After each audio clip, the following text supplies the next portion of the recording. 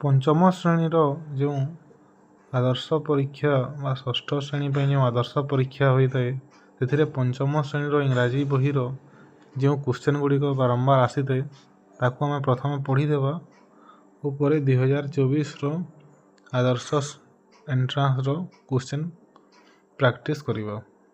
प्रथम यहाँ देखो रंग विषय देती द क्राउ इज ब्लैक अर्थात काउर रंगटी कला ब्लैक माने कला।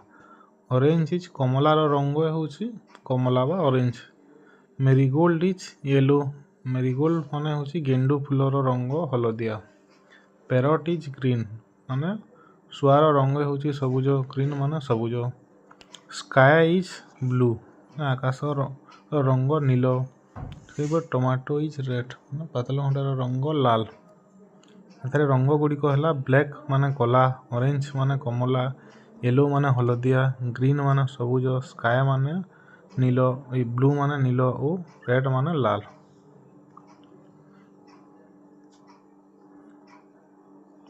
सेहीपरि एठारे देखंतु क्यों घटना प्रथमे हेबो क्यों घटना परे होइथाय सेही विषय चेन सिस्टम रे गोटे देइछि। If there is cloud there is rain जदि आकाश रे मेघ अछि ताहेले वर्षा हेबो। If there is rain there is cold जदि वर्षा होए तेबे ठंडा हेबो पाग ठंडा लागिबो। इफ देयर इज कोल्ड ठंडा हुए देयर इज फीवर ताहले ज्वर हेबो। If there is fever there is doctor ज्वर हेले डॉक्टर आसीबो।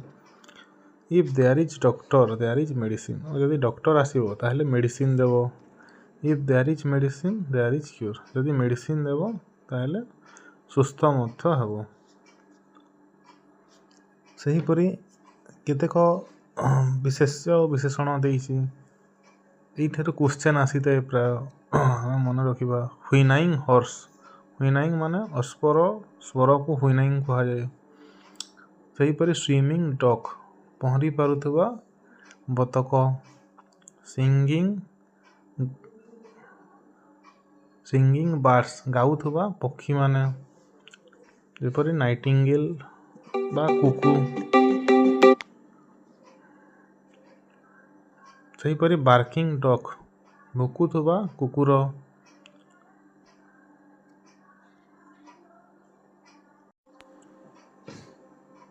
बार्किंग डग बा भुकुथबा कुकुर।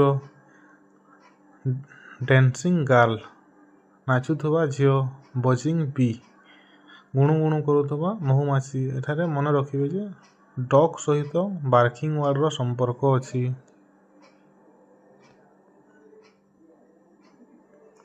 सेहीपरि गर्ल सहित डांसिंग रो संपर्क अछि। सेहीपरि डग सहित डग माने बतक स्विमिंग रो संपर्क अछि। बार्ड सहित सिंगिंग रो संपर्क अछि गीत गाउथबा पक्षी। सेहीपरि गुणु गुणु करुथबा बी सहित बजिंग वर्ड रो संपर्क अछि।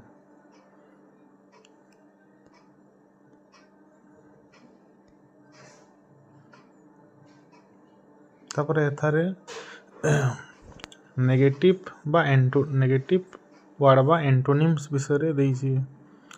आगरे सफिक्स लगाई डिस लगी थिबे डिस ओबे डिस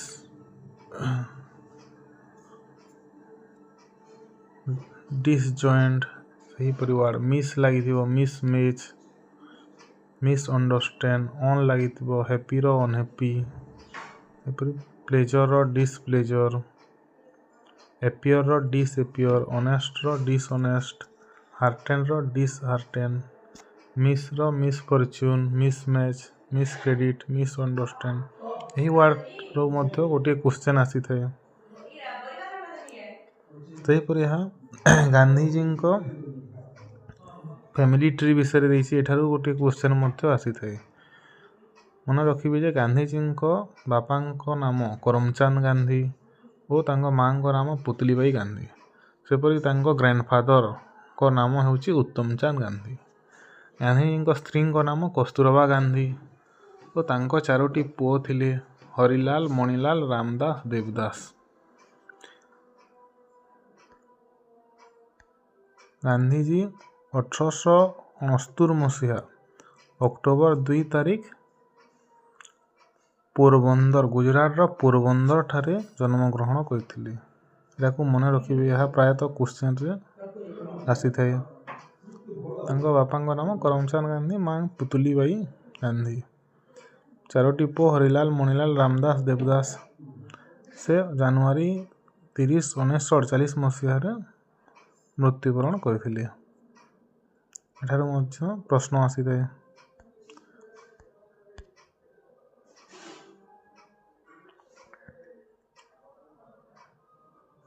ତାପରେ ରାଜୁ ଏଣ୍ଡ ଦ ରୁଷ୍ଟର ପାଠରେ କିଏ କଣ ଦେଇ କିଙ୍ଗ ବା ରାଜାକୁ ତଲକୁ ଓହ୍ଲାଇବା ପାଇଁ ଚେଷ୍ଟା କରିଥିଲେ। ମଦର ତାକୁ ରାଇସ୍ ଦେଇଥିଲେ।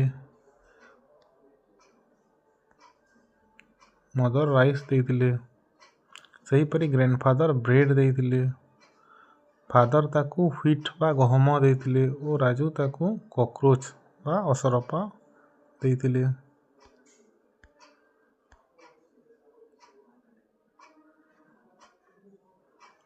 ତାପରେ ଏଠାରୁ ମଧ୍ୟ କ୍ୱେଶ୍ଚନ୍ ଆସିଥାଏ। ଏଠାକୁ ଏଟା ୱାର୍ଡ, ଏହା ତାର କମ୍ପାରେଟିଭ ଡିଗ୍ରୀ,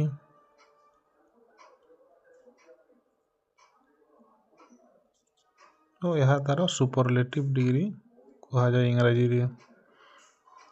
ଯେତେବେଳେ ତୁଳନା କରାଯାଏ, ଜଣେ ଥିଲେ ଏହି ପ୍ରଥମ ୱାର୍ଡ ହୋଇଥାଏ।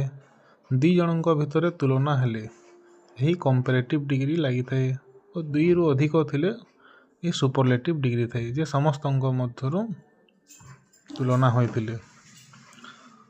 ୱାର୍ଡରେ ଯେତେବେଳେ କମ୍ପାରେଟିଭ ଡିଗ୍ରୀ ହୋଇଥାଏ, ସେଥିରେ ପଛେ ଇଆର ସଫିକ୍ସ ଲାଗିଯାଏ। ଯେପରି ଟଲ୍ର ହୋଇଥାଏ ଟଲର। 2 ଜଣଙ୍କ ମଧ୍ୟରେ ତୁଳନା କରିଥିଲେ। କିନ୍ତୁ ଯଦି 2ରୁ ଅଧିକ ଅଛନ୍ତି, 3, 4, 5 ଜଣ, ସେମାନଙ୍କ ମଧ୍ୟରୁ ଯିଏ ସବୁଠାରୁ ଡେଙ୍ଗ ହେଇଥିବ ତାକୁ ଟଲେଷ୍ଟ କୁହାଯିବ। ସେଥିରେ ପରେ EST ସଫିକ୍ସ ଲାଗିଥାଏ। କମ୍ପାରେଟିଭ ଡିଗ୍ରୀରେ ଇଆର ସଫିକ୍ସ ଲାଗେ ଓ ସୁପରଲେଟିଭ ଡିଗ୍ରୀରେ EST ସଫିକ୍ସ ଲାଗିଥାଏ। ସବୁବେଳେ ତ ନୁହେଁ, ପ୍ରାୟ କେତେକ ଶବ୍ଦରେ ପୂର୍ବରୁ ମୋର ଓ ମୋଷ୍ଟ ମଧ୍ୟ ଲାଗିଥାଏ। ଯେପରି କେତେକ ଶବ୍ଦର ୱାର୍ଡ ଡବଲ ହୋଇଯାଏ। ଯେପରି ବିଗ୍ର ବିଗର ହୋଇଥାଏ ଓ ବିଗେଷ୍ଟ ହୋଇଥାଏ। ବିଗ୍ର ବିଗର ଡବଲ G ହୋଇଯାଏ, ବିଗ୍, ବିଗର ଓ ବିଗେଷ୍ଟ। କିନ୍ତୁ LONG ଲଙ୍ଗର ଲଙ୍ଗର ହୋଇଥାଏ। ଏଠାରେ G ଡବଲ ହୁଏ ନାହିଁ, କାରଣ କେବଳ ସେହି ଶବ୍ଦରେ ଶେଷ ଅକ୍ଷର ଯାହାର ପୂର୍ବରୁ ଏହା ଏକ କନସୋନେଣ୍ଟ ବା ଏହା ବ୍ୟଞ୍ଜନ ବର୍ଣ୍ଣ। ଇଂରାଜୀର ଏହାକୁ କନସୋନେଣ୍ଟ କୁହାଯାଇଥାଏ। ଶେଷ ଶବ୍ଦ କନସୋନେଣ୍ଟ ଥିବ ଓ ତାର ପୂର୍ବରୁ ଯଦି ଭାୱେଲ ଶବ୍ଦ, ଇଂରାଜୀର ଭାୱେଲ ବା ଏହାକୁ ଓଡ଼ିଆରେ ସ୍ୱରବର୍ଣ୍ଣ କୁହାଯାଏ। ସ୍ୱରବର୍ଣ୍ଣର ଠିକ୍ ପରେ ଯଦି ବ୍ୟଞ୍ଜନ ବର୍ଣ୍ଣ ଥିବ, ତେବେ ସେହି ବ୍ୟଞ୍ଜନ ବର୍ଣ୍ଣ ଅକ୍ଷରଟି ଡବଲ ହୋଇଯାଇଥାଏ। କିନ୍ତୁ ଏହି ଲଙ୍ଗର G ଏକ କନସୋନେଣ୍ଟ, ମାତ୍ର ତାର ପୂର୍ବରୁ N ଅଛି, ଯାହାକି ମଧ୍ୟ ଏକ କନସୋନେଣ୍ଟ। ତେଣୁ ଏହି G ଡବଲ ହୁଏ ନାହିଁ। ସେହିପରି କେତେକ ଶବ୍ଦରେ, ଯେପରି ହ୍ୟାପି ଶବ୍ଦରେ Y କଟିଯାଇ ହ୍ୟାପିୟର ହୋଇଥାଏ। I ହୋଇ ହ୍ୟାପିୟର ହୋଇ, Y କଟି ତା ସ୍ଥାନରେ I ଆସିଯାଏ।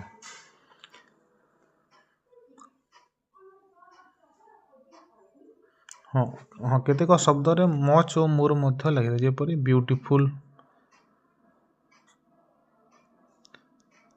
ବ୍ୟୁଟିଫୁଲ ଶବ୍ଦର କମ୍ପାରେଟିଭ ଡିଗ୍ରୀରେ ବ୍ୟୁଟିଫୁଲର ହୁଏ ନାହିଁ। ବ୍ୟୁଟିଫୁଲର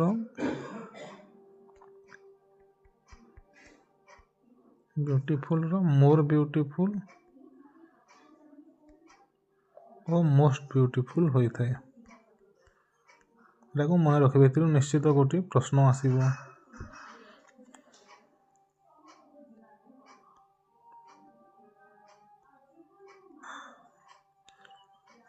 ତାପରେ ଏଇଟା ଗଣିତର କେତେକ ଇମ୍ପୋର୍ଟାଣ୍ଟ ଜିନିଷ ଦେଇଛି। ଯେପରି ତ୍ରିଭୁଜର 3ଟି ଶୀର୍ଷବିନ୍ଦୁ, 3ଟି ବାହୁ, 3ଟି କୋଣ। ସେଥିରୁ ଚତୁର୍ଭୁଜର 4ଟି ଶୀର୍ଷବିନ୍ଦୁ, 4ଟି ବାହୁ, 4ଟି କୋଣ।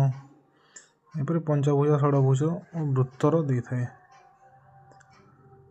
ବୃତ୍ତରେ ଗୋଟିଏ କେନ୍ଦ୍ର ଥାଏ, ଗୋଟିଏ ପରିଧି ଥାଏ, ଅସଂଖ୍ୟ ବ୍ୟାସାର୍ଦ୍ଧ ଓ ଅସଂଖ୍ୟ ବ୍ୟାସ ଥାଏ ଓ ବ୍ୟାସାର୍ଦ୍ଧର 2 ଗୁଣ ହେଉଛି ବ୍ୟାସ।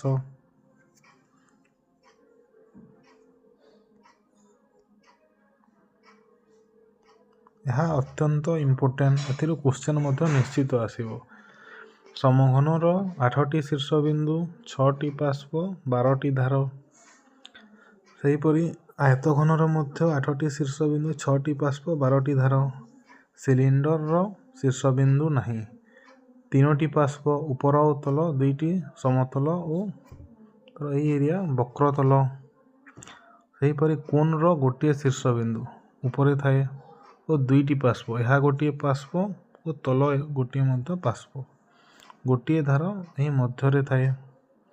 ସେହିପରି ଗୋଲକର ଶୀର୍ଷବିନ୍ଦୁ ନାହିଁ, ଗୋଟିଏ ପାର୍ଶ୍ୱ, ସମସ୍ତ ଧାର ମଧ୍ୟ ନାହିଁ।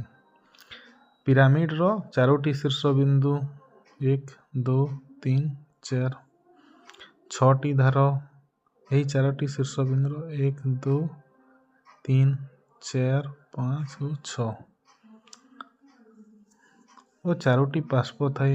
ଏହା ଗୋଟିଏ ପାର୍ଶ୍ୱ, ଏହା ଗୋଟିଏ ପାର୍ଶ୍ୱ, ଏହା ଗୋଟିଏ ପାର୍ଶ୍ୱ ଓ ଏହି ତ୍ରିଭୁଜ ପାର୍ଶ୍ୱଟି। ଅର୍ଦ୍ଧଗୋଲକର ଶୀର୍ଷବିନ୍ଦୁ ନାହିଁ, 2ଟି ପାର୍ଶ୍ୱ ଥାଏ, ତଳ ଓ ଏଇଟା ଓ ଗୋଟିଏ ଧାର ଥାଏ ଏଠାରେ। ସେହିପରି ପ୍ରିଜମର 6ଟି ଶୀର୍ଷବିନ୍ଦୁ, 5ଟି ପାର୍ଶ୍ୱ ଓ 9ଟି ଧାର ଥାଏ। ଏହା ମନେ ରଖିବେ, ଏଥିରୁ ନିଶ୍ଚିତ ଗୋଟିଏ ପ୍ରଶ୍ନ ଆସିବ। ତାପରେ ଏହା ପରିବେଶ ବିଜ୍ଞାନର, ଏଥିରୁ ମଧ୍ୟ ପ୍ରତିବର୍ଷ ପ୍ରଶ୍ନ ଆସିଥାଏ। ଯେକୌଣସି ଗୋଟିଏ ପ୍ରଶ୍ନ ଏଥିରୁ ନିଶ୍ଚିତ ଆସିବ। କାହାର ଉଦ୍ଭାବନ କିଏ କରିଥିଲେ? ଝରକଲମର ଉଦ୍ଭାବନ କରିଥିଲେ ୱାଟରମ୍ୟାନ୍। ସାଇକେଲର ମ୍ୟାକମିଲନ। ଉଡ଼ାଜାହାଜର ୱିଲବର ରାଇଟ୍ ଓ ଅରଭିଲ ରାଇଟ୍ ବା ରାଇଟ୍ ବ୍ରଦର୍ସ ମଧ୍ୟ କୁହାଯାଏ। କମ୍ପ୍ୟୁଟରର ଚାର୍ଲସ ବାବେଜ। ଟେଲିଫୋନର ଆଲେକଜାଣ୍ଡାର ଗ୍ରାହାମ ବେଲ୍। ରେଡ଼ିଓର ମାର୍କୋନି। ବିଜୁଳି ବତୀର ଯୋସେଫ ସ୍ୱାନ ଓ ଥୋମାସ ଆଲଭା ଏଡିସନ। ସେହିପରି ଥର୍ମୋମିଟରର ଗାଲିଲିଓ।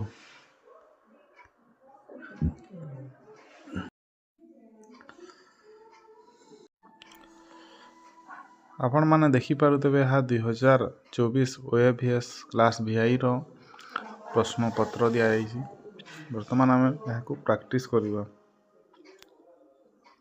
ପ୍ରଥମ କ୍ୱେଶ୍ଚନ୍ ହେଉଛି, the police chased the thief, replace the underline word with a suitable phrasal ଭାର୍ବ।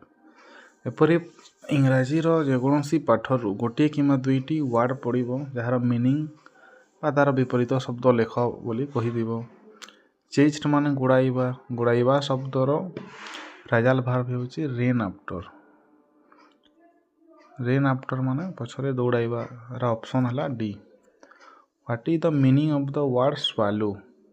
ସ୍ୱାଲୋ means ଗିଳିଦେବା, ବିନା ଚାବିକି ଗିଳିଦେବା।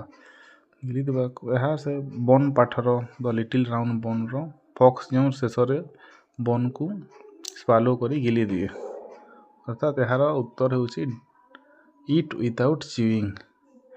ପ୍ରଥମ ଅପସନ୍ ଏ। ଇଟ୍ ମାନେ ଖାଇବା, ୱିଦାଉଟ୍ ଚିୱିଂ ମାନେ ବିନା ଚାବିକି।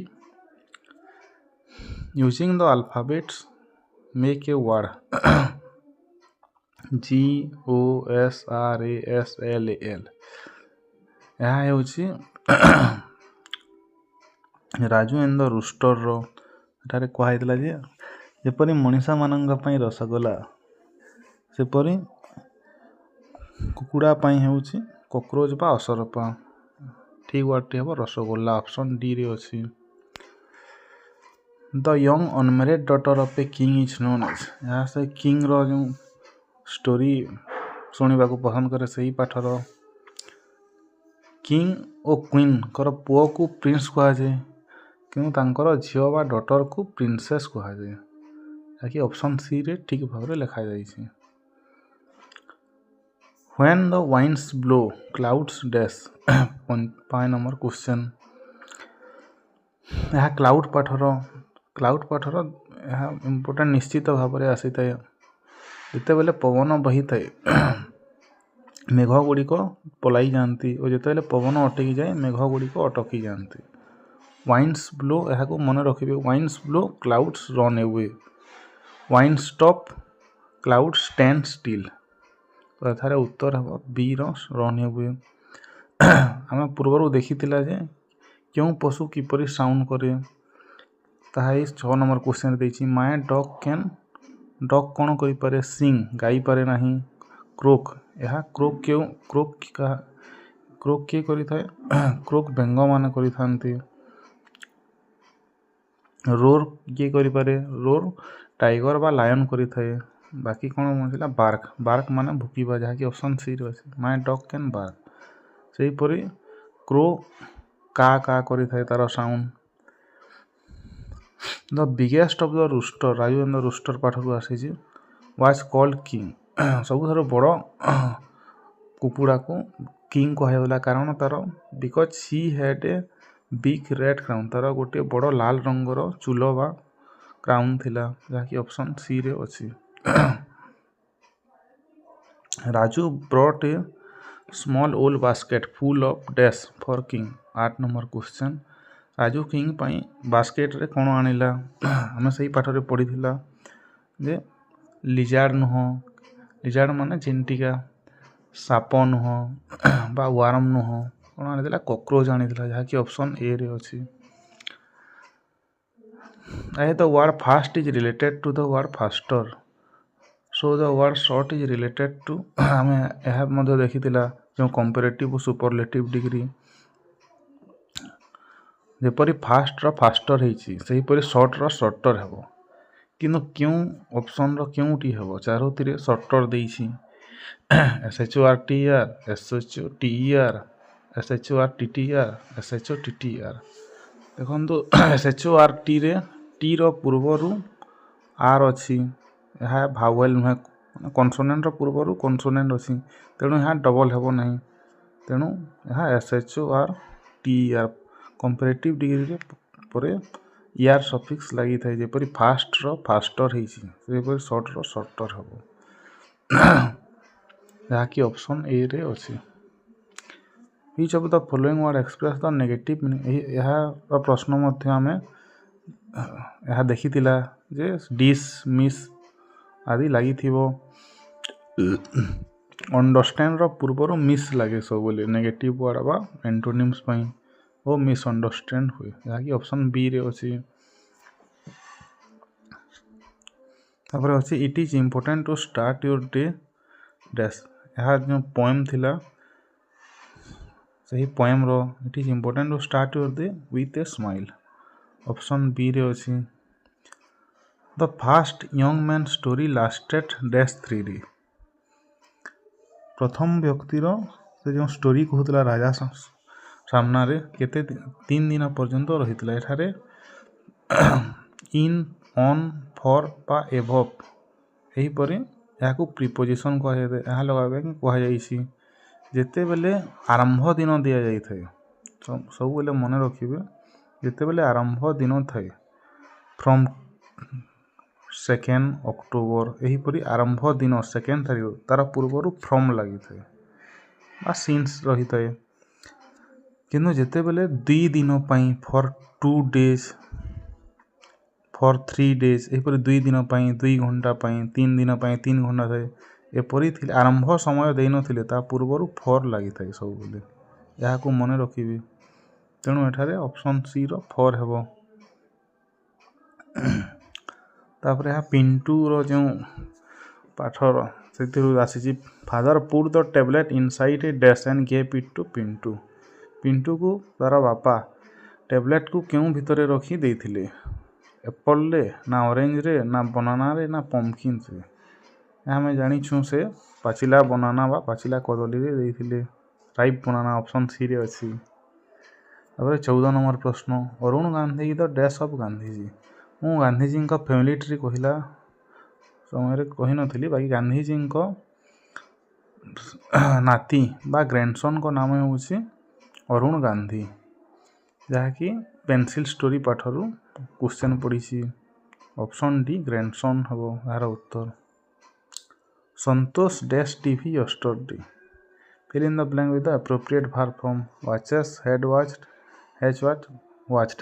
ଯେତେବେଳେ ଏପରି ସେଣ୍ଟେନ୍ସରେ ୟଷ୍ଟରଡେ ଲାଗିଥାଏ ସବୁବେଳେ ୱାର୍ଡ଼ରେ ଇଡି ଲାଗିଥାଏ, ମେନ୍ ଭାର୍ବରେ ଇଡି ଲାଗେ, ଏହାକୁ ମନେ ରଖିବେ। ବା ପାଷ୍ଟ ଟେନ୍ସ ହୋଇଥାଏ। ୟଷ୍ଟରଡେ ଲାଗିଛି ମାନେ ଏହା ପାଷ୍ଟ ସିମ୍ପଲ୍ର ଗୋଟିଏ ସେଣ୍ଟେନ୍ସ। ଏଥିରେ ମେନ୍ ଭାର୍ବର ଥାର୍ଡ଼ ଫର୍ମ ହୋଇଥାଏ, ସେକେଣ୍ଡ ଫର୍ମ ହୋଇଥାଏ। ଗୋର ଯେପରି ୱେଣ୍ଟ, ସେହିପରି ୱାଚ୍ର ୱାଚ୍ଡ। ତେଣୁ ଅପସନ୍ ଡି ଏହାର ଠିକ୍ ଉତ୍ତର ହେବ।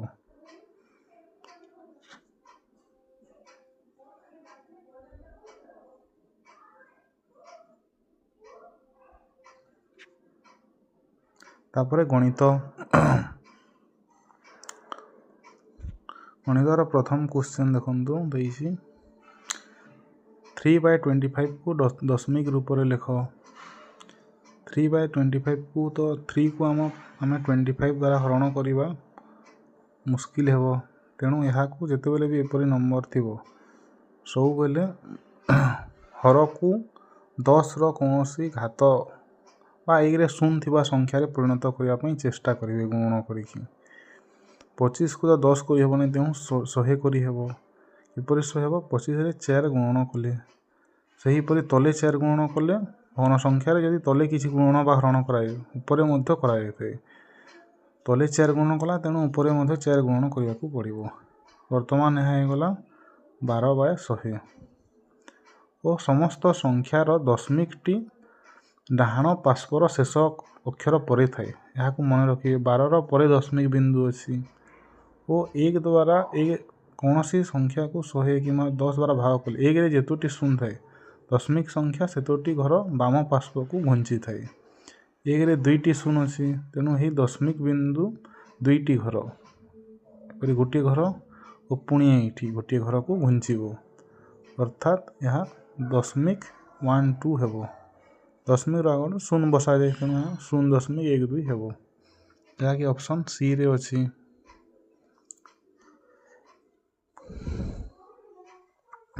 ତାପରେ 17 ନମ୍ବର, ଗୋଟିଏ ବସ୍ 11:35 AM ଯାତ୍ରା ଆରମ୍ଭ କରି 1 AM ଯାତ୍ରା ଶେଷ କଲା। ବସ୍ଟି କେତେ ସମୟ ଯାତ୍ରା କରିଥିଲା? ଆମକୁ ଏହା ଦେଖିଲେ ଲାଗୁଛି ଯେ 11:35ରୁ 1 ବାଜିବା ପାଇଁ 12 ବାଜିବା ପାଇଁ ପ୍ରଥମେ 25 ମିନିଟ୍ ଓ 12ରୁ 1 ବାଜିବା ପାଇଁ 1 ଘଣ୍ଟା 25 ମିନିଟ୍ ଲାଗିବ ପରି ଲାଗୁଛି। ମାତ୍ର ଏହା ଏପରି ଭାବରେ କରାଯାଇ ନାହିଁ। ଏଠାରେ ଠିକ୍ ଭାବରେ ଦେଖିଲେ ଆମେ ଜାଣିବା ଯେ 11:35 AM ଦେଇଛି, ସେହିପରି 1 ମଧ୍ୟ AM ଦେଇଛି। AM ଓ PM ଠିକ୍ ଭାବରେ ଜାଣିବେ। AM ହେଉଛି ରାତି 12ରୁ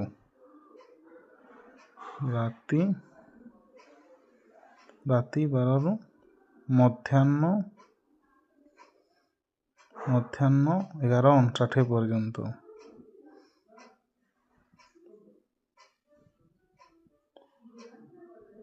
ସେହିପରି ଏହାକୁ AM କୁହାଯାଏ।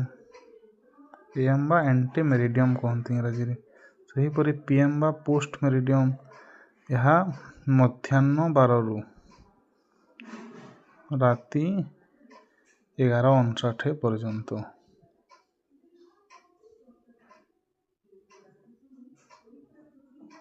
ଅର୍ଥାତ୍ ଏଠାରେ 11:35 AMର ଅର୍ଥ ଏହା ମଧ୍ୟାହ୍ନର 11:35। ମଧ୍ୟାହ୍ନର 11:35। ସେହିପରି 1 AMର ଅର୍ଥ ଏହା ରାତିର 1, ଅର୍ଥାତ୍ ମଧ୍ୟାହ୍ନରୁ ତାହାକୁ ରାତି ହୋଇଛି। ତ ଏପରି ନମ୍ବରକୁ ପ୍ରଥମେ 12ରୁ ପ୍ରଥମ ସଂଖ୍ୟାକୁ ବିଯୋଗ କରିବେ।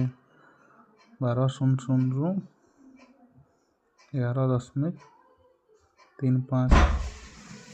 ସବୁବେଳେ ମନେ ରଖିବେ, ଯେତେବେଳେ ବି ଘଣ୍ଟା ଓ ମିନିଟ୍ର ନମ୍ବର କରିବେ। ଘଣ୍ଟା ଘରୁ ମିନିଟ୍ ଘରକୁ ଏକ ଉଧାର ଆଣିଲେ ଏକା ଥରକେ 60 ଆସିଥାଏ। ତ ଏଠାରେ 11 ହୋଇଯିବ ଓ ଏଠାରେ 60 ହୋଇଯିବ। 60ରୁ 35 ଗଲା 25, 10ରୁ 5 ଗଲା 5, 5ରୁ 3 ଗଲା 2, ଏଠାରେ 11 0, ଅର୍ଥାତ୍ 25 ମିନିଟ୍। 12 ବାଜିବା ପାଇଁ 25 ମିନିଟ୍। ତାପରେ ରାତି 12 ହେବାକୁ ଦିନ 12ରୁ ରାତି 12କୁ 12 ଘଣ୍ଟା, ଅର୍ଥାତ୍ ଏଠାରେ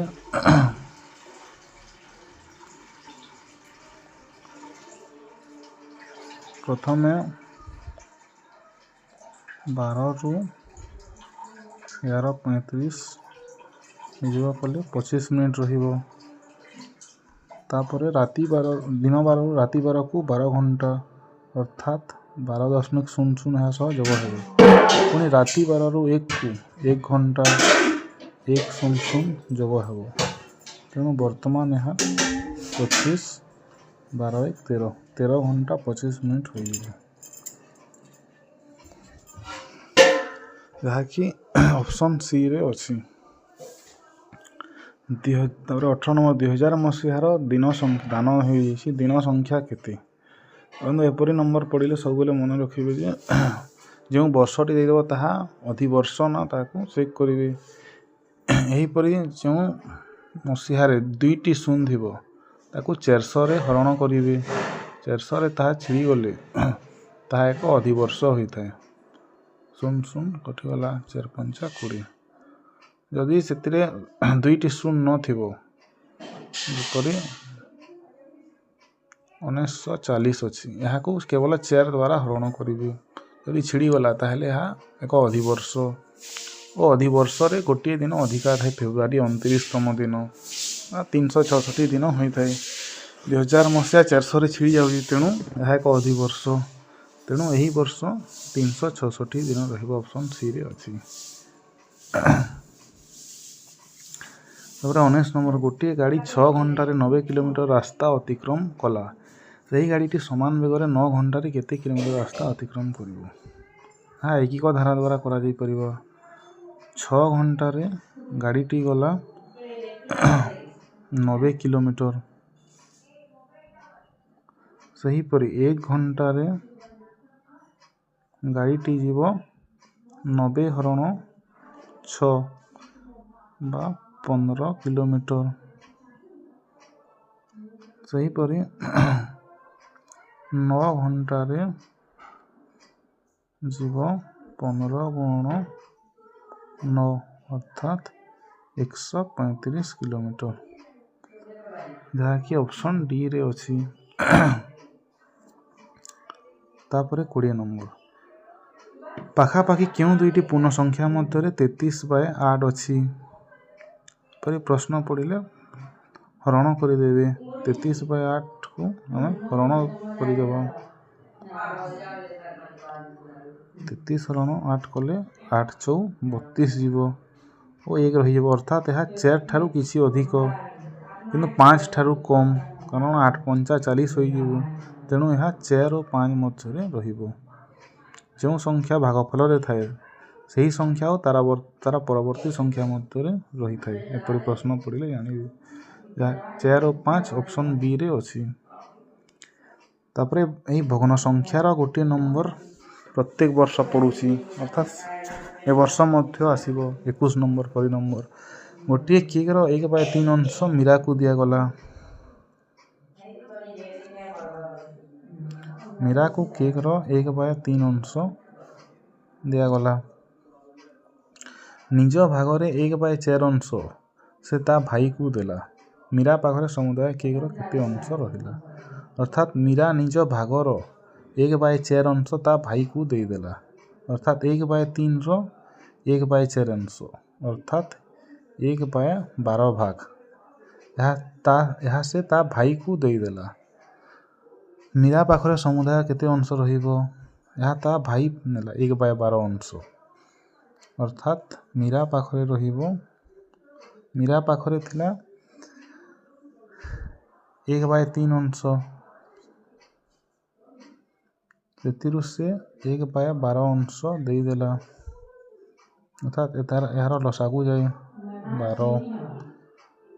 ପ୍ରଥମ ଭଗ୍ନ ସଂଖ୍ୟାର ହର ଏହି ଲସାଗୁ ଦ୍ୱାରା ହରଣ ହୋଇ ଉପରେ ଗୁଣନ ହୋଇଥାଏ। 3×12 ଯାହାକି ଉପରେ 4ରେ ଗୁଣନ ହୋଇଥାଏ 4 ଓ 12 ଦ୍ୱାରା ହରଣ କଲେ 1 ଉପରେ ଗୁଣନ ହେଲେ 1 ଅର୍ଥାତ୍ 3/12।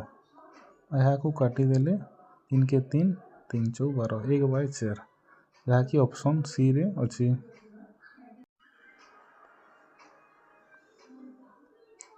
ତାପରେ କହିଛି ଗୋଟିଏ ସ୍ଥୂଳକୋଣୀ ତ୍ରିଭୁଜରେ ଅତି ବେଶୀରେ କେତୋଟି ସୂକ୍ଷ୍ମ କୋଣ ରହିପାରିବ। ଦେଖନ୍ତୁ ସବୁ କହିଦେଉଛି ଗୋଟିଏ ସ୍ଥୂଳକୋଣୀ ତ୍ରିଭୁଜରେ ଅତି ବେଶୀରେ 3ଟି ସୂକ୍ଷ୍ମ କୋଣ ଥାଏ। ସ୍ଥୂଳକୋଣୀ ତ୍ରିଭୁଜରେ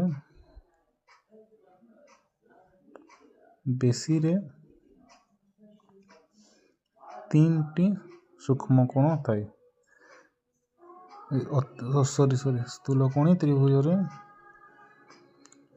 ସ୍ଥୂଳକୋଣୀ ତ୍ରିଭୁଜରେ ଅତି ବେଶୀରେ 2ଟି ସୂକ୍ଷ୍ମ କୋଣ ଥାଏ। ସେହିପରି ସମକୋଣୀ ତ୍ରିଭୁଜରେ ମଧ୍ୟ ଅତି ବେଶୀରେ 2ଟି ସୂକ୍ଷ୍ମ କୋଣ ଥାଏ, କିନ୍ତୁ ସୂକ୍ଷ୍ମକୋଣୀ ତ୍ରିଭୁଜରେ ଅତି ବେଶୀରେ 3ଟି ସୂକ୍ଷ୍ମ କୋଣ ଥାଏ। ଏହାକୁ ମନେ ରଖିବେ ସର୍ବଦା। ଏଠାରେ ସ୍ଥୂଳକୋଣୀ ତ୍ରିଭୁଜ କହିଛି, ତେଣୁ 2ଟି ସୂକ୍ଷ୍ମ କୋଣ ରହିପାରିବ, ଯାହାକି ଅପସନ୍ ସିରେ ଦେଇଛି।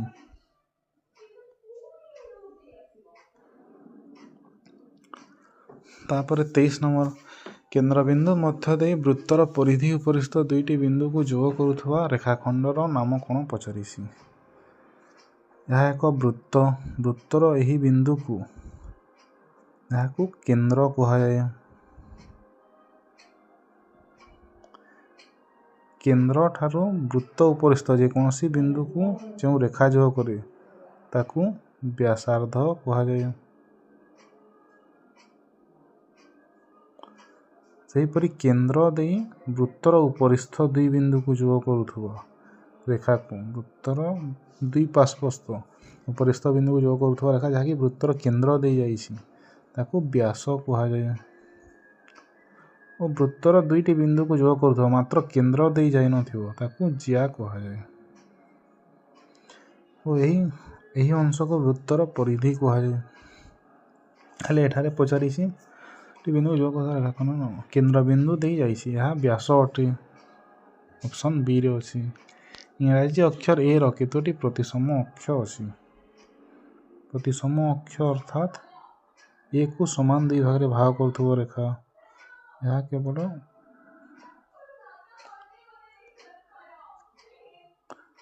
ଏପରି ଚିତ୍ର ହେବ। ପ୍ରତିସମ ଅକ୍ଷ ଗୋଟିଏ ହୋଇପାରିବ। ପ୍ରତିସମ ଅକ୍ଷ ଅର୍ଥାତ୍ ଯାହା ଚିତ୍ରକୁ ସମାନ 2 ଭାଗରେ ବିଭକ୍ତ କରିଦିଏ। ଅପସନ୍ ବିରେ ଠିକ୍ ଉତ୍ତର ଅଛି। ତାପରେ 25 ନମ୍ବର, 9 ନିୟୁତ 70କୁ ସଂଖ୍ୟାରେ ଲେଖିଲେ କ'ଣ ହେବ।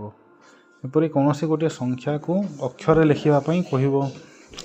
ଏଥିରେ ଯେଉଁ ସଂଖ୍ୟା ଦେଇଦେବ ସେତକିଟି ଅଙ୍କ ଗଣିକି ଯେଉଁ ଅପସନ୍ରେ ଅଛି ଲେଖିଦେବେ। 9 ଅୟୁତ ଅର୍ଥାତ୍ ଅୟୁତ ଘର 5 ନମ୍ବର ଘର, ତେଣୁ ଆମେ ସମସ୍ତ ଅପସନ୍ରେ କେଉଁ ସଂଖ୍ୟାରେ 5ଟି ଘର ଅଛି ଗଣିଦେବା। ଅପସନ୍ ବିରେ 9 2ଟି 0 7 0 ଅଛି, ଅର୍ଥାତ୍ ଏହା ହିଁ ଠିକ୍ ଉତ୍ତର। 5ଟି ଘର ରହିବ।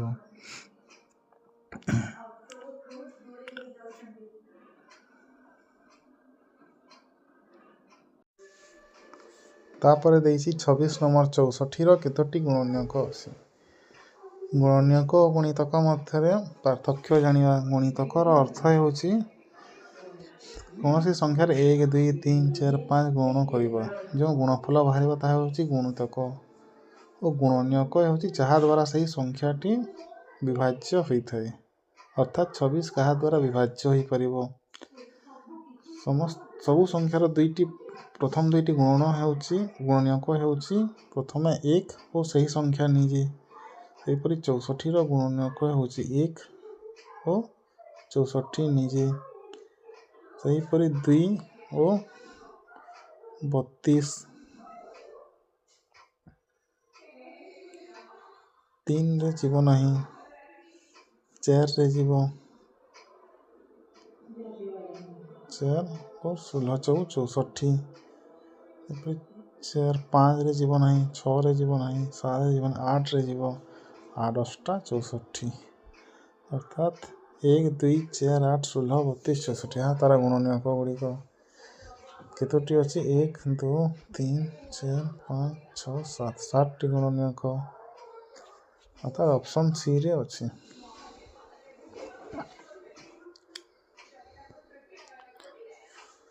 ତାପରେ 27 ନମ୍ବର, ଦୁଇଟି ସଂଖ୍ୟାର ଲସାଗୁ ଦେଇଛି 24 ଓ ଗସାଗୁ ଦେଇଛି 2।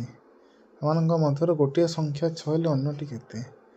ଏହିପରି କ୍ୱେଶ୍ଚନ୍ ପାଇଁ ଗୋଟିଏ ସୂତ୍ର ହେଉଛି ଲସାଗୁ ଗୁଣନ ଗସାଗୁ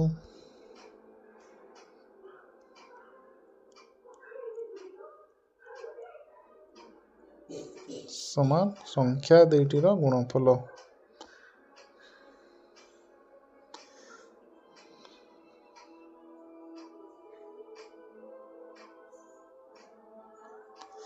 ଅର୍ଥାତ୍ ଏଠାରେ ଲସାଗୁ ଦେଇଛି 24 ଓ ଗସାଗୁ ଦେଇଛି 2 ଓ ଗୋଟିଏ ସଂଖ୍ୟା ଦେଇଛି 6। ତାହେଲେ ଅନ୍ୟ ସଂଖ୍ୟାଟି, ଏହା ମନେକର 6 ଦେଇଛି, ଅନ୍ୟ ସଂଖ୍ୟାଟି ଏହି 6 ଆର ପାର୍ଶ୍ୱକୁ ଗଲେ ଏଠାରେ ଗୁଣନ ହେଇଛି, ତେଣୁ ଆର ପାର୍ଶ୍ୱରେ ହରଣ ହେବ। ତା 24 ଗୁଣନ 2 ହରଣ 6, 6 ଚଉ 24, 4 ଦୁଗୁଣେ 8, ଅର୍ଥାତ୍ 8 ଏହାର ଉତ୍ତର ହେବ, ଯାହାକି ଅପସନ୍ ଡିରେ ଅଛି।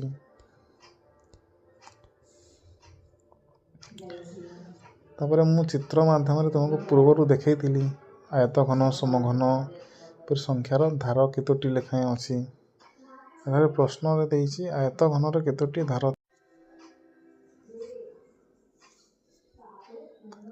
ଆୟତଘନର କେତୋଟି ଧାର ଥାଏ? ଆୟତଘନର 12ଟି ଧାର ଅଛି, ଅପସନ୍ ଡି। ତାପରେ 29 ନମ୍ବର, ତତ୍ତ୍ୱଚିତ୍ର ABCDEFର ପରିସୀମା କେତେ? ଯଦି ଏପରି ଚିତ୍ର ଦେଇଥିବ ଓ ସମସ୍ତ ଜାଗାରେ ତାର ବାହୁମାନଙ୍କର ଦୈର୍ଘ୍ୟ ଦେଇଥିବ, ତାହେଲେ ଯୋଗ କରାଯାଏ। ଯେପରି 5 8 ମନେକର ଏପରେ 3 ଦେଇଦେଇଥିବ, 4 5 ଏମିତି ଦେଇଥିଲେ, କିନ୍ତୁ ଏଠାରେ ତ 4ଟି ବାହୁର ଦୈର୍ଘ୍ୟ ଦେଇନାହିଁ। ତାହେଲେ ଆମେ କରିବା କ'ଣ?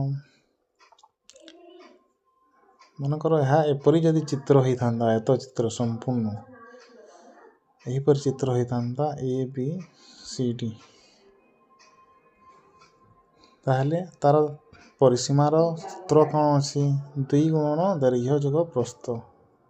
କାରଣ ଆୟତ ଚିତ୍ରର ବିପରୀତ ବାହୁ ଗୁଡ଼ିକ ସମାନ ଦୈର୍ଘ୍ୟ ବିଶିଷ୍ଟ। ଏହା ଯଦି 5 ହେବ, ଏହା ମଧ୍ୟ 5 ହେବ, ଏହା 8 ହେଲେ ଉପର ମଧ୍ୟ 8 ହେବ। ସମସ୍ତ ବାହୁକୁ ମିଶାଇ ଦେଲେ 5 2ଟି ଅଛି, 8 2ଟି ଅଛି, 5 5 10, 8 8 18, 8 8 16, ଅର୍ଥାତ୍ 10 ଓ 16 26 ବା 2 ଗୁଣନ ଦୈର୍ଘ୍ୟ ଯୋଗ ପ୍ରସ୍ଥ 8 5 13 ଦୁଗୁଣେ 24 ହେଇଥାନ୍ତା। ମାତ୍ର ଏହି ଚିତ୍ର ଟିକିଏ ବିପରୀତ ଅଛି, କିନ୍ତୁ ଏହି ଚିତ୍ର ଏହା ସହ ସମାନ। କାରଣ ଏଇ ଯେଉଁ ଏଫି ଅଛି, ଏଠାରେ ଯଦି ଆମେ ଏକ ଅଙ୍କନ କରିଦେବା ଓ ଏହି ଯେଉଁ ଇଡି ଅଛି, ସେହି ମାପରେ ଯଦି ଏଠାରେ ଅଙ୍କନ କରିଦେବା ଓ ଏହାକୁ ମନେକର ଜି ନେଇଯିବା, ତାହେଲେ ଏହା ଏହି ABCD ଆୟତକ୍ଷେତ୍ର ସହ ସମାନ ହେବ। କାରଣ ଇଡି FG ସହିତ ଓ ଏଫି DG ସହିତ ସମାନ ହେବ। ତେଣୁ ଏହି ଚିତ୍ର ଯାହା, ଏହି ଆୟତକ୍ଷେତ୍ର ମଧ୍ୟ ତାହା, ଅର୍ଥାତ୍ ଏହାର ପରିସୀମା 26, ଅପସନ୍ ବିରେ ଅଛି ହେବ।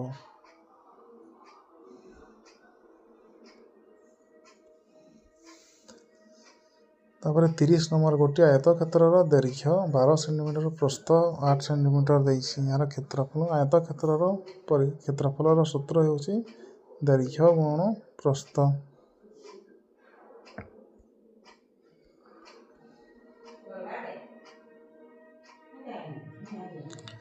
ଅର୍ଥାତ୍ 12 ଗୁଣନ 8 ଅଷ୍ଟା 96 ସେଣ୍ଟିମିଟର ସ୍କୋୟାର। ହଁ, ଏହାକୁ ସର୍ବଦା ମନେ ରଖିବେ। କ୍ଷେତ୍ରଫଳର ଏକକ cm ସ୍କୋୟାର ବା ବର୍ଗ ସେଣ୍ଟିମିଟର ହୋଇଥାଏ। ବର୍ଗ ସେମି, ବର୍ଗ ମିଟର ଏହିପରି, cm ସ୍କୋୟାର ବା ମିଟର ସ୍କୋୟାର ଏପରି ହୋଇଥାଏ। ଏଠାରେ ଏହି ଅପସନ୍ଟି ଅଛି ସିରେ, ତେଣୁ ଅପସନ୍ ସି ଏହାର ଉତ୍ତର ହେବ।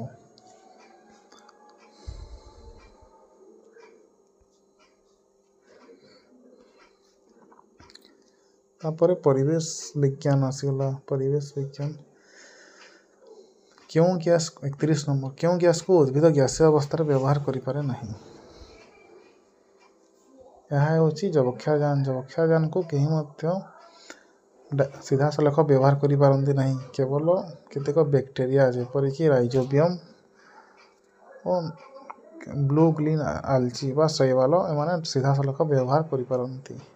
ତେଣୁ ଏହାର ଉତ୍ତର ହେବ ବି ଯବକ୍ଷାରଜାନ। 32 ନିମ୍ନଲିଖିତ କେଉଁ କାର୍ଯ୍ୟ ପାଇଁ ଅଙ୍ଗାରକାମ୍ଳ ଗ୍ୟାସକୁ ବ୍ୟବହାର କରାଯାଏ ନାହିଁ?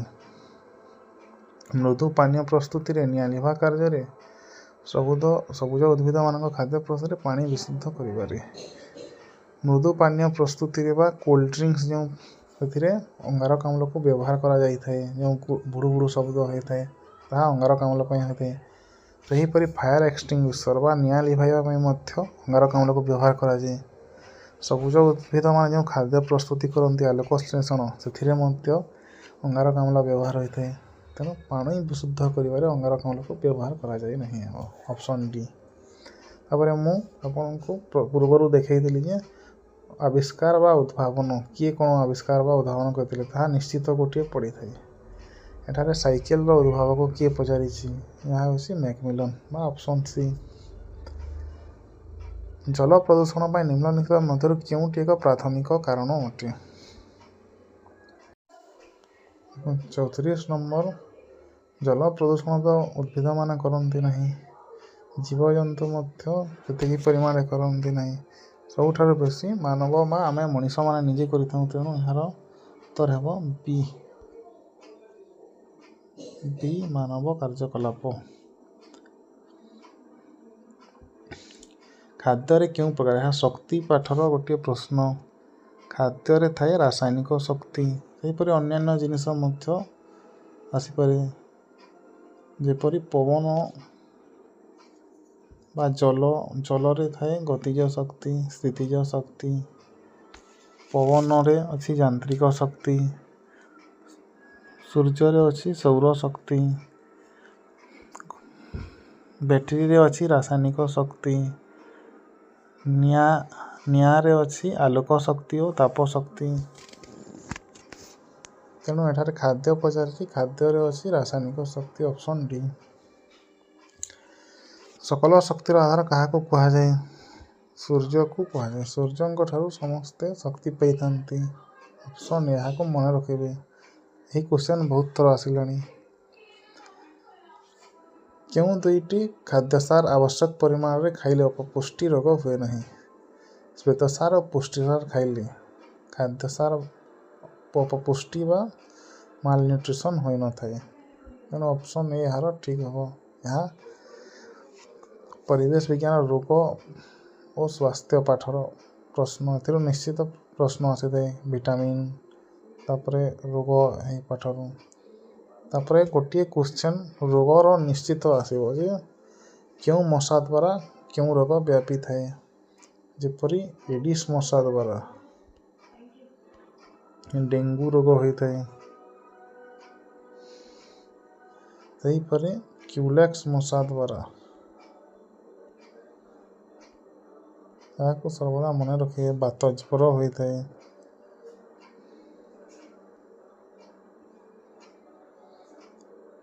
ତାପରେ ମାଇଏନୋଫିଲିସ୍ ମଶା।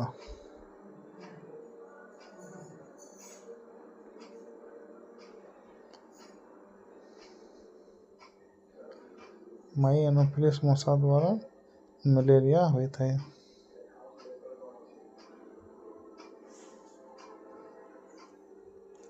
ସେହିପରି ମୂଷା ଦ୍ୱାରା ବାତ ଜ୍ୱର, ମୂଷା ଦ୍ୱାରା ପ୍ଲେଗ ରୋଗ ହୋଇଥାଏ। ତାପରେ ଗୋଡ଼ରେ ଯଦି କୌଣସି କ୍ଷତ ହୋଇଥିବ ଓ ମାଟି ମାଡ଼ିଦେବା ତାହେଲେ ଆମକୁ ଧନୁଷ୍ଟଙ୍କାର ରୋଗ ହୋଇଥାଏ।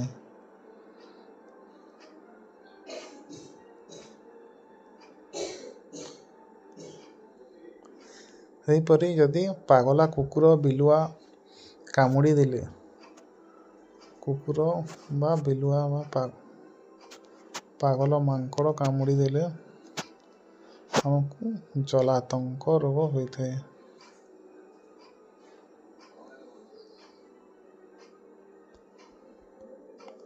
କୁକୁର କାମୁଡ଼ିଲେ ଜଳାତଙ୍କ ରୋଗ ବା ହାଇଡ୍ରୋଫୋବିଆ ହୋଇଥାଏ। ଏଥିରୁ ଏକ ନିଶ୍ଚିତ ପ୍ରଶ୍ନ ଆସିବ, ଏଠାରେ ପଡ଼ିଛି ମଶା ଦ୍ୱାରା ବ୍ୟାପେ ନାହିଁ କହିଛି। ମ୍ୟାଲେରିଆ ଆଇନୋଫିଲିସ୍ ମଶା ଦ୍ୱାରା ହୋଇଥାଏ, ବାତଜ୍ୱର କ୍ୟୁଲେକ୍ସ ମଶା ଦ୍ୱାରା, ଡେଙ୍ଗୁ ଏଡିସ୍ ମଶା ଦ୍ୱାରା, କିନ୍ତୁ ପ୍ଲେଗ୍ ରୋଗଟି ମଶା ଦ୍ୱାରା ହୋଇଥାଏ। ତେଣୁ ପ୍ଲେଗ୍ ଏହାର ଉତ୍ତର ହେବ ଅପସନ୍ ସି।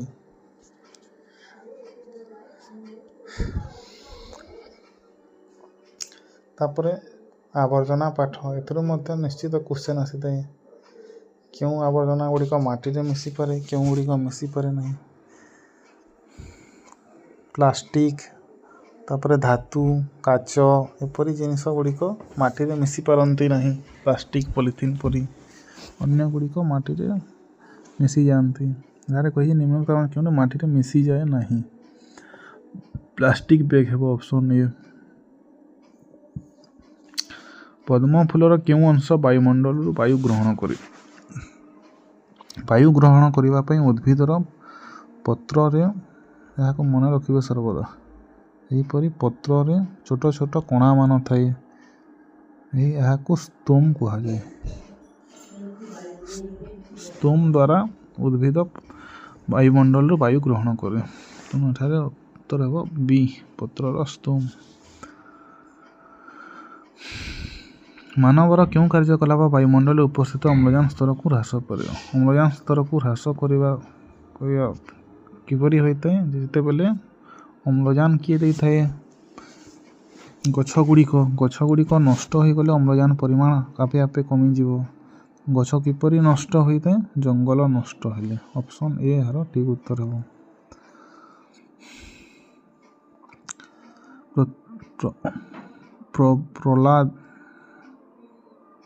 ଦେଇଯାଇଛି ପ୍ରବଳ ବର୍ଷା, ତାହା ବ ଛାଡ଼ି ଦେଇଛି। ପ୍ରବଳ ବର୍ଷା ଓ ପବନ ହେତୁ ମାଟିର ଉପରି ଭାଗର ଉର୍ବରତା କ୍ଷୟକୁ, ବର୍ଷା ଓ ପବନ ହେତୁ ମାଟିର ଉପର ସ୍ତର ଧୋଇ ହୋଇଯିବାକୁ ମୃତ୍ତିକା କ୍ଷୟ କୁହାଯାଏ। ଅପସନ୍ ସିରେ ଅଛି। ତାପରେ ବିଛା କାମୁଡ଼ିଲେ ଶୀଘ୍ର ଉପଶମ ପାଇଁ କ'ଣ ବ୍ୟବହାର କରାଯାଏ? ଏଥିରୁ ମଧ୍ୟ ଗୋଟିଏ କ୍ୱେଶ୍ଚନ୍ ନିଶ୍ଚିତ ଆସିଥାଏ। ବିଛା, ପିମ୍ପୁଡ଼ି, ବିରୁଡ଼ି ଆଦି କାମୁଡ଼ିଲେ ସର୍ବଦା ମନେ ରଖିବେ ଚୂନ ପାଣି ଦିଆଯାଏ।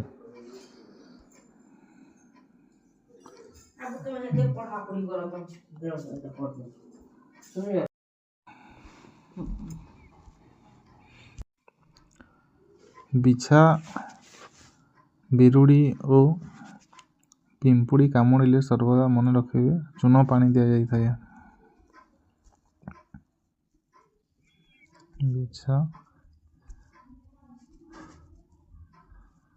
ବିରୁଡ଼ି ଓ ପିମ୍ପୁଡ଼ି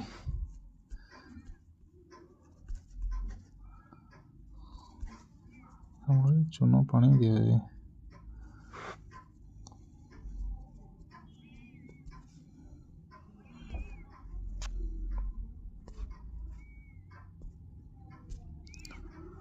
ତେଣୁ ଏହାର ସଠିକ୍ ଉତ୍ତରଟି ହେବ ଅପସନ୍ ଡି।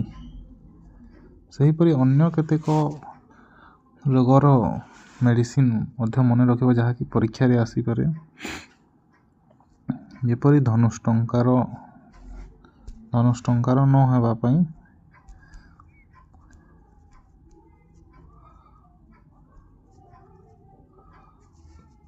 ATS ଇଞ୍ଜେକ୍ସନ୍ ଦିଆଯାଏ। ATS ମାନେ ହେଲା ଆଣ୍ଟି ଟିଟାନସ୍ ସିରମ୍।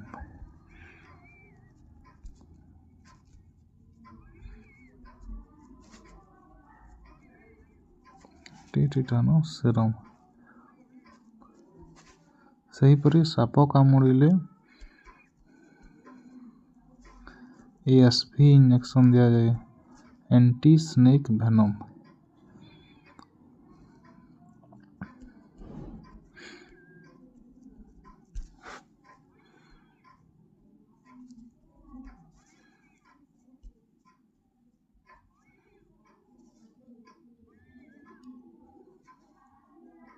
ସେହିପରି ଯେଉଁମାନେ କୁକୁରକୁ ପୋଷିଥାନ୍ତି, ପାଳିତ କୁକୁରମାନଙ୍କୁ ଘରେ କାମୁଡ଼ିଲେ ଧନୁଷ୍ଟଙ୍କାର ନ ହେବା ପାଇଁ କୁକୁରମାନଙ୍କୁ ARV ଇଞ୍ଜେକ୍ସନ୍ ଦିଆଯାଇଥାଏ ବା ଆଣ୍ଟି ରେବିସ୍ ଭେନମ୍ ଦିଆଯାଇଥାଏ। ଓ ଏହା ମନେ ରଖିବେ, ଏଇ ଆଣ୍ଟି ଟିଟାନସ୍ ସିରମ୍ଟା 24 ଘଣ୍ଟା ମଧ୍ୟରେ ଦେବା ଆବଶ୍ୟକ। 24 ଘଣ୍ଟା ମଧ୍ୟରେ ଦିଆଯାଇଥାଏ।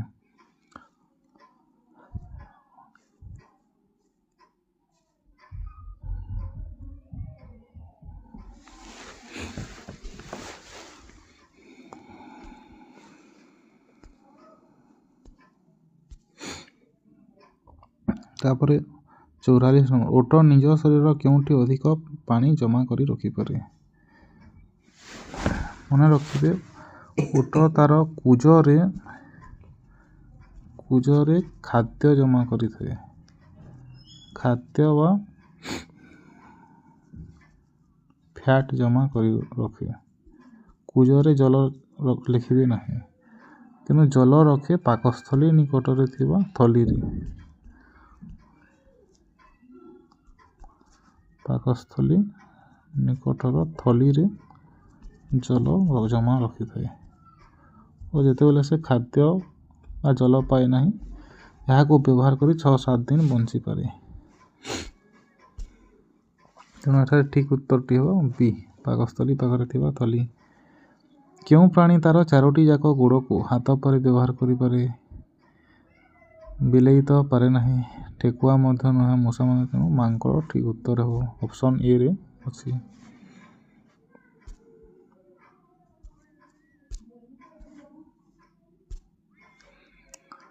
ତାପରେ ଦେଖନ୍ତୁ 46 ନମ୍ବର, ପୂର୍ବତଟ ରେଳପଥର ମୁଖ୍ୟ କାର୍ଯ୍ୟାଳୟ କେଉଁଠାରେ ଅବସ୍ଥିତ? ପୂର୍ବତଟ ବା ଇଷ୍ଟର୍ଣ୍ଣ, ଏହାର ମୁଖ୍ୟ କାର୍ଯ୍ୟାଳୟ ଭୁବନେଶ୍ୱର ଠାରେ ଅଛି। Option A. କେଉଁ ରାଜ୍ୟରେ ବିହୁ ପର୍ବ ପାଳନ? ଏହି ପର୍ବମାନଙ୍କ ଠାରୁ ମଧ୍ୟ ଗୋଟିଏ କ୍ୱେଶ୍ଚନ୍ ଆସୁଛି। ବିହୁ ପର୍ବ ଆସାମ ଠାରେ ପାଳନ କରାଯାଇଥାଏ। Option B. ଭାରତର ସର୍ବୋଚ୍ଚ ନ୍ୟାୟାଳୟ କେଉଁଠାରେ ଅବସ୍ଥିତ? ସର୍ବୋଚ୍ଚ ନ୍ୟାୟାଳୟ ଦିଲ୍ଲୀ ଠାରେ ଅଛି, ଯାହାକି ଅପସନ୍ ଏ ରେ ଦେଇଛି। ସିପାହୀ ବିଦ୍ରୋହ କେଉଁ ମସିହାରେ ହୋଇଥିଲା? Option B, 1857। ଆଜାଦ ହିନ୍ଦ ଫୌଜ କିଏ ଗଠନ କରିଥିଲେ? ସୁଭାଷ ଚନ୍ଦ୍ର ବୋଷ। Option D. କେଉଁ ସଡ଼କ ପଥ ବିଭିନ୍ନ ରାଜ୍ୟର ରାଜଧାନୀ ଓ ମୁଖ୍ୟ ଶିଳ୍ପ ସହର ବନ୍ଦରଗୁଡ଼ିକ ମଧ୍ୟରେ ସଂଯୋଗ ସ୍ଥାପନ କରେ?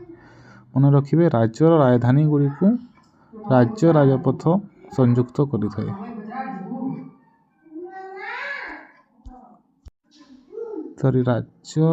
ରାଜ୍ୟର ରାଜଧାନୀଗୁଡ଼ିକୁ ଜାତୀୟ ରାଜପଥ ସଂଯୁକ୍ତ କରିଥାଏ। NH ରୋଡ଼ ଯେଉଁ ଥାଏ, ନ୍ୟାସନାଲ୍ ହାଇୱେ, ତାହା ସଂଯୁକ୍ତ କରିଥାଏ। ତେଣୁ ଏଠାରେ ସଠିକ୍ ଉତ୍ତର ହେବ ଅପସନ୍ ବି। ତାପରେ ଲୋକସଭାର ମୋଟ ସଭ୍ୟ ସଂଖ୍ୟା କେତେ? ଏଠାରୁ କ୍ୱେଶ୍ଚନଟି ଆସୁଛି। ମନେ ରଖିବେ, ଲୋକସଭାର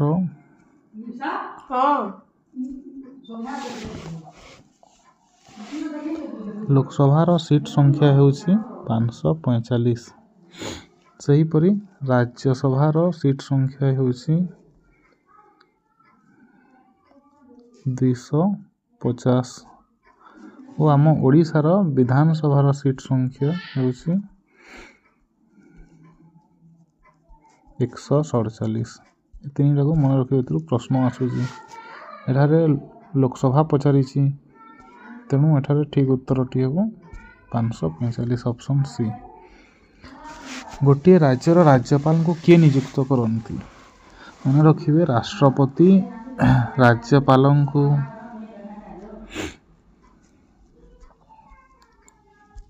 ସେହିପରି ପ୍ରଧାନମନ୍ତ୍ରୀଙ୍କୁ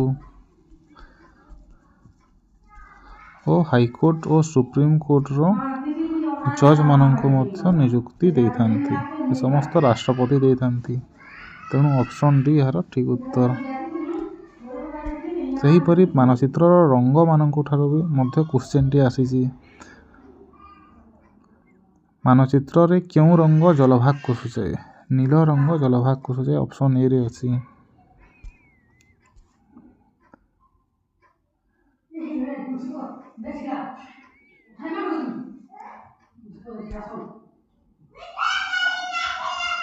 ତାପରେ ଦେଖନ୍ତୁ 55 ନମ୍ବର କୋଲାର ସୁନା ଖଣି କେଉଁ ରାଜ୍ୟରେ ଅବସ୍ଥିତ? ଏହି ଖଣିମାନଙ୍କରୁ ମଧ୍ୟ କ୍ୱେଶ୍ଚିନ୍ଟି ଆସୁଛି। ଆପଣ KGF ଫିଲ୍ମ ନାଁ ଶୁଣିଥିବେ। KGFର ଫୁଲ୍ ଫର୍ମ ହେଉଛି କୋଲାର ଗୋଲ୍ଡ ଫିଲ୍ଡ ବା କୋଲାର ସୁନା ଖଣି। ଏହା ସେହି କୋଲାର ସୁନା ଖଣି ବିଷୟରେ ଦେଇଛି। ଏହା କର୍ଣ୍ଣାଟକରେ ଅଛି। କର୍ଣ୍ଣାଟକର 2ଟି ସ୍ଥାନରେ କୋଲାର ଓ ହୁଟ୍ଟି। କର୍ଣ୍ଣାଟକର କୋଲାର ଓ ହୁଟ୍ଟି ଠାରେ ସୁନା ଖଣି ଅଛି। ସେହିପରି ମଧ୍ୟପ୍ରଦେଶର ପନ୍ନା ଠାରେ ହୀରା ଖଣି ଅଛି। ଆସାମର ଦିଗ୍ବଇ ଠାରେ ତୈଳ କୂପ ଅଛି। ଏଗୁଡ଼ିକ ମନେ ରଖିବେ। ତାପରେ 56 ନମ୍ବର କପା ଚାଷ ପାଇଁ କେଉଁ ମୃତ୍ତିକା ଉପଯୁକ୍ତ? କପା ଚାଷ ପାଇଁ କୃଷ୍ଣ ମୃତ୍ତିକା ସବୁଠାରୁ ବେଶୀ ଉପଯୋଗୀ। Option B. ତାଜମହଲ କେଉଁ ନଦୀ କୂଳରେ ଅବସ୍ଥିତ? ତାଜମହଲ ଯମୁନା ନଦୀ କୂଳରେ ଅବସ୍ଥିତ। Option B. ନିମ୍ନଲିଖିତ କେଉଁ ଅକ୍ଷାଂଶଟି ଉତ୍ତର ଗୋଲାର୍ଦ୍ଧରେ ଅବସ୍ଥିତ? ଉତ୍ତର ଗୋଲାର୍ଦ୍ଧରେ ଅବସ୍ଥିତ ହେଉଛି କର୍କଟ କ୍ରାନ୍ତି। Option A. କେଉଁଟି ଗୋଟିଏ ପଶ୍ଚିମାଭିମୁଖୀ ନଦୀ? ଆମ ଭାରତର ନଦୀକୁ ଦୁଇ ଭାଗରେ ବିଭକ୍ତ କରାଯାଏ। କେତେକ ହେଉଛନ୍ତି ପୂର୍ବାଭିମୁଖୀ ଓ କେତେକ ହେଉଛନ୍ତି ପଶ୍ଚିମ। ପୂର୍ବାଭିମୁଖୀ ନଦୀ ଗୁଡ଼ିକ ଯାଇ ବଙ୍ଗୋପସାଗରରେ ମିଶିଛନ୍ତି।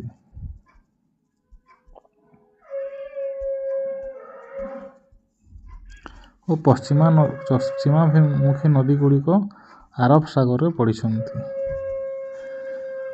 ଏଠାରେ ପଶ୍ଚିମାଭିମୁଖୀ ନଦୀ ପଚାରିଛି ଯାହାକି ନର୍ମଦା। ନର୍ମଦା, କୃଷ୍ଣା, କାବେରୀ ଆଦି ପଶ୍ଚିମାଭିମୁଖୀ ନଦୀ ଅଟନ୍ତି। ମହାନଦୀ, ଗୋଦାବରୀ, ବ୍ରହ୍ମପୁତ୍ର, ଗଙ୍ଗା ଏଗୁଡ଼ିକ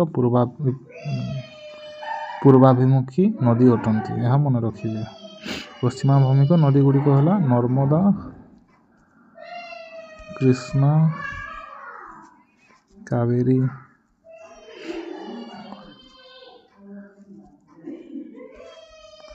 ପୂର୍ବାଭିମୁଖୀ ନଦୀ ଗୁଡ଼ିକ ହେଲା ମହାନଦୀ, ଗୋଦାବରୀ,